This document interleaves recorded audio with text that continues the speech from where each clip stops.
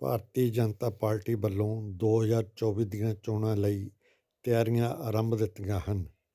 ਅੱਜ ਕੇਂਦਰੀ ਮੰਤਰੀ ਗਜੇਂਦਰ ਸਿੰਘ ਸ਼ੇਖਾਵਤ ਬਠਿੰਡਾ ਪਹੁੰਚੇ ਅਤੇ ਉਹਨਾਂ ਨੇ 3 ਜ਼ਿਲ੍ਹਿਆਂ ਦੇ ਆਗੂਆਂ ਨਾਲ ਮੀਟਿੰਗ ਕੀਤੀ ਅਤੇ ਪ੍ਰੈਸ ਕਾਨਫਰੰਸ ਵੀ ਕੀਤੀ ਗਈ। श्री गजेंद्र सिंह शेखावत जी भाई सब परिचित ही हैं। केंद्र सरकार के अंदर मंत्री ने, जल शक्ति मंत्री ने, चुनावां पंजाब के प्रभारी भी रहे। भारतीय जनता पार्टी वालों लोक सभा चोणों की तैयारी के मद्देनज़र लोक सभा प्रवास योजना जी शुरू हुई है। उहदे च 3 लोक सभा का क्लस्टर है, आनंदपुर, हुशियारपुर और बठिंडा। उहदे क्लस्टर इंचार्ज भी विशेष रूप नाल गजेंद्र सिंह शेखावत जी ने उसे कड़ी ची प्रवास करने अज बठिंडा आए ने।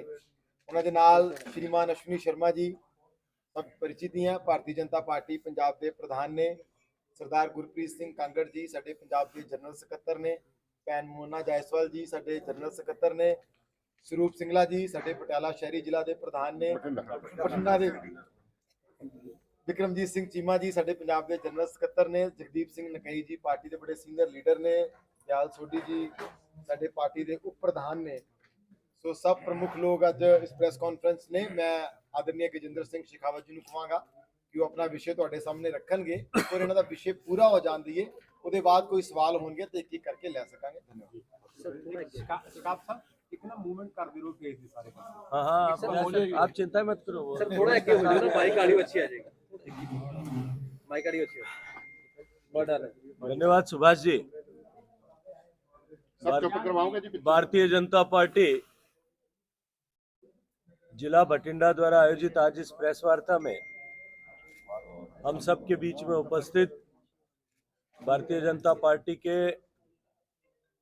सूबे के प्रधान आदरणीय श्री अश्विनी शर्मा जी, सूबे के जनरल सेक्रेटरी सरदार कांगड़ साहब, सरदार विक्रमजीत सिंह जी, बीबी मोना जायसवाल जी, पार्टी के सारे सीनियर लीडर साहिबान और पत्रकार मित्रों, मैं अपनी बात कहूं उससे पहले आप सबका धन्यवाद करना चाहता हूं और आप सबका आभार ज्ञापित करना चाहता हूं कि आप सब ने विलंब हो जाने के बाद में भी इस प्रेस वार्ता में इंतजार करके इस बड़ी संख्या में अपनी उपस्थिति को सुनिश्चित किया है। मित्रों, हम सब जानते हैं कि अब लोकसभा चुनाव में लगभग 1 साल से कुछ थोड़ा समय अधिक ऐसा शेष रहा है और भारतीय जनता पार्टी ने एक बार फिर देश में 2014 से 2019 में जिस तरह से 2014 की अपेक्षा में ज्यादा अधिक मत और ज्यादा अधिक सीटें जीत करके एक नया इतिहास रचा था, इसी परंपरा को कायम रखते हुए और आगे 2024 के चुनाव में हम 2/3 बहुमत के साथ में सरकार बनाए, इस लक्ष्य को लेकर के, इस चुनौती को स्वीकार करके भारतीय जनता पार्टी के कार्यकर्ताओं ने देश भर में काम करना प्रारंभ किया है। उसी श्रृंखला में पंजाब के इन 3 लोकसभा क्षेत्रों में मुझे इनको देखने की जिम्मेदारी दी है। भारतीय जनता पार्टी पंजाब प्रदेश ने इस परिप्रेक्ष्य में अपनी तरफ से काम करना प्रारंभ किया है। सांगठनिक गतिविधियों को बढ़ाते हुए, संगठन की क्षमता ताकत को बढ़ाते हुए हम भारतीय जनता पार्टी को किस तरह से 2024 के लोकसभा चुनाव में बेहतर प्रदर्शन करते हुए यहां बड़ी संख्या में सीटों पर विजयी श्री प्राप्त कर सकते हैं, इस दिशा में हमने काम करना प्रारंभ किया है। मूल रूप से भारतीय जनता पार्टी संगठन की ताकत के आधार पर काम करने वाली पार्टी है। हम अपने संगठन की क्षमता को बढ़ाएं, बूथों का सशक्तिकरण करें और संगठन की ताकत के आधार पर आने वाले चुनाव में विजयश्री प्राप्त करें। हम सब ने देखा है अभी कि गुजरात में एक नया इतिहास बनाते हुए लगातार 7वीं बार भारतीय जनता पार्टी की सरकार एक प्रचंड बहुमत के साथ में बनी है। सामान्य रूप से एक बार दो बार कोई सरकार काम करती है, उसके विरुद्ध में एंटी इनकम्बेंसी होती है। लेकिन भारतीय जनता पार्टी की सरकार ने जिस तरह से वहां काम किया है, माननीय नरेंद्र मोदी जी के नेतृत्व में जिस तरह से भारतीय जनता पार्टी ने जिस रणनीति के साथ में चुनाव लड़ा, बड़े बड़े वादे करने वाले, लिख करके देने वाले आम आदमी पार्टी के मुखिया वहां धराशायी हुए और 182 सीटों में से लगभग 127 सीटों में उनकी जमानत जब्त हुई। और ऐसा सिर्फ और सिर्फ इसलिए हो पाया कि किसी भी तरह की एंटी इनकम्बेंसी न होते हुए सिर्फ प्रो इनकम्बेंसी है। एक माननीय नरेंद्र मोदी जी के नेतृत्व में जिस तरह से देश और प्रदेश की सरकार काम कर रही है, सर्व हितकारी, सर्वस्पर्शी, लोक कल्याणकारी योजनाओं के माध्यम से लोगों के जीवन में परिवर्तन लाने के लिए काम कर रहे हैं, और दूसरी तरफ संगठन की ताकत को इस तरह से बढ़ाया गया है, संगठन को इस तरह से व्याप दिया गया है कि आज भारतीय जनता पार्टी वहां अपरिहार्य हो गई है। इसी तरह से हम यहाँ पंजाब में भी, देश के अन्य क्षेत्रों में जिस तरह से प्रयास कर रहे हैं, पंजाब में भी संगठन की शक्ति को बढ़ाएं, कार्यकर्ताओं के साथ में बैठ करके नीचे धरातल के स्तर पर किस तरह से संगठन को और अधिक मजबूत किया जा सकता है। पंजाब की इस उर्वरा भूमि में भारतीय जनता पार्टी के बीज को, विचार के बीज को किस तरह से और अधिक गहराई के साथ में प्रतिपादित किया जा सकता है, इस पर हम सब मिलकर के पार्टी के सभी वरिष्ठ नेता बैठकर आज विचार विमर्श करेंगे, बातचीत करेंगे। मित्रों, 2022 में एक प्रतिक्रिया का वोट देते हुए पंजाब की जनता ने वर्तमान सरकार को आशीर्वाद दिया था और एक प्रचंड बहुमत के साथ में सरकार बनाने का अवसर प्रदान किया था। लगभग 1 साल का समय होने को आया है।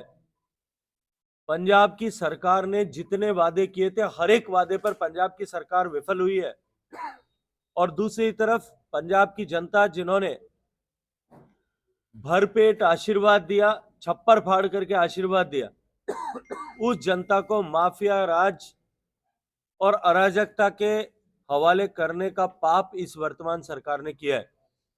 जिस तरह से लॉ एंड ऑर्डर सिचुएशन यहां डिप्लीट हुई है, जिस तरह से नित्य प्रतिदिन व्यापारियों, व्यवसायियों, कर्मचारियों को धमकी भरे हुए फोन आने लगे,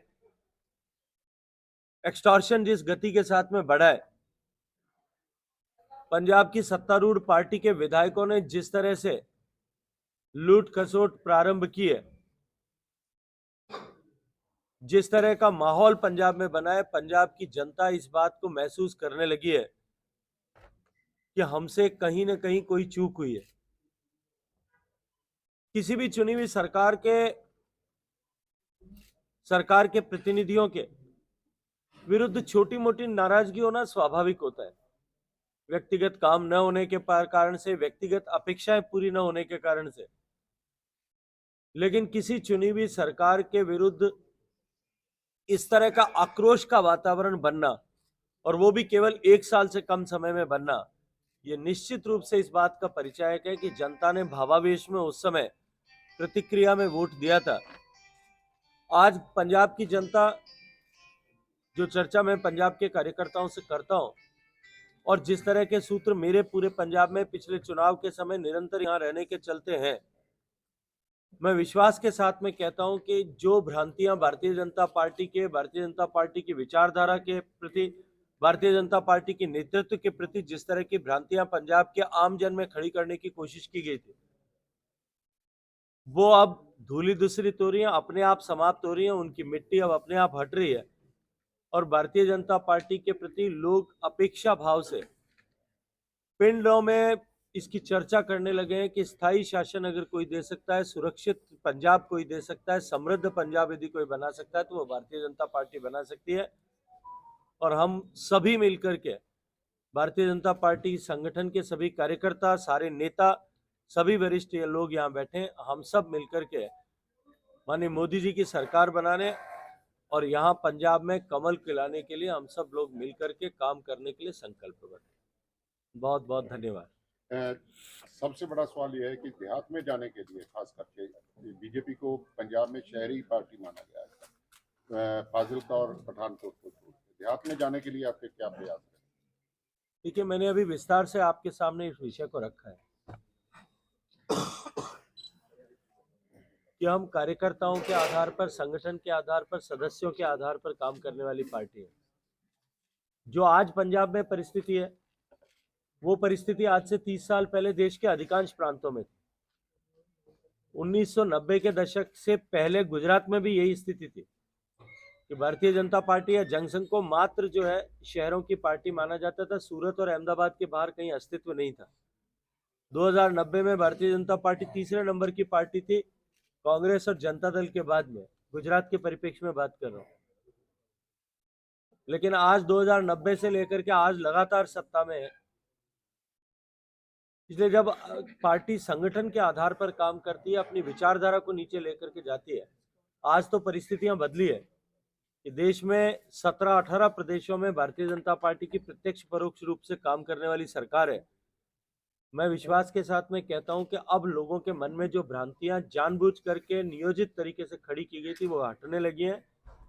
वातावरण अनुकूल है। भारतीय जनता पार्टी की तरफ लोग आशा की दृष्टि से देख रहे हैं। किसानों के साथ दोस्ताना संबंध। देखिए, माननीय नरेंद्र मोदी जी ने देश की सरकार बनने के बाद 2014 से निरंतर किसान के कल्याण के लिए काम किया है। और डॉक्टर स्वामीनाथन की रिपोर्ट, जिसकी चर्चा किसानों की चर्चा सर करते हुए, आदेश करेंगे पीछे चुप कर जाएंगे। जिस किसानों की चर्चा करते हुए हमेशा जो डॉक्टर स्वामीनाथन की बात होती है, डॉक्टर स्वामीनाथन ने खुद लिख करके इस बात को स्वीकार किया है, और एक जगह नहीं अनेक जगह लिख करके बोल करके इस बात को स्वीकार किया है कि उनकी रिपोर्ट के अनुरूप अगर किसी पॉलिटिकल पार्टी या सरकार ने लेटर एंड स्पिरिट में काम किया है, वो भारतीय जनता पार्टी की नरेंद्र मोदी सरकार ने किया है। आज देश का किसान, देश भर का किसान इस बात को मानता है कि सॉइल हेल्थ कार्ड से लेकर के प्रधानमंत्री किसान सम्मान निधि से लेकर के खाद और बीज के आपूर्ति से लेकर के प्रोक्योरमेंट से लेकर के और प्रोसेसिंग को स्ट्रेंथन करने, पोस्ट सर्विस मैनेजमेंट को स्ट्रेंथन करने के लिए, हिंदुस्तान को एक्सपोर्ट हब बनाने के लिए जिस तरह से मोदी जी की सरकार ने काम किया, उसके परिणाम धरातल पर दिखाई देते हैं। कुछ लोगों ने नियोजित रूप से अपने राजनीतिक महत्वाकांक्षाओं की पूर्ति के लिए किसानों और भारतीय जनता पार्टी या किसानों और मोदी जी के बीच में पंजाब में एक दीवार खड़ी करने की कोशिश की थी, लेकिन वो दीवार अब भरभरा के गिर गई है और लोग हकीकत समझने लगे।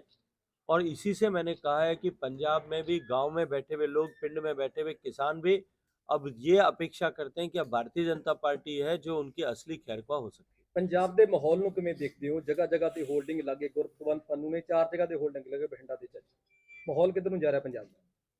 निश्चित रूप से चिंता का विषय है, और जैसा मैंने अभी अपने प्रारंभिक वक्तव्य में भी कहा, ओपनिंग रिमार्क्स में भी, कि पंजाब में लॉ एंड ऑर्डर सिचुएशन जो है बुरी तरह से कॉम्प्रोमाइज हुई है।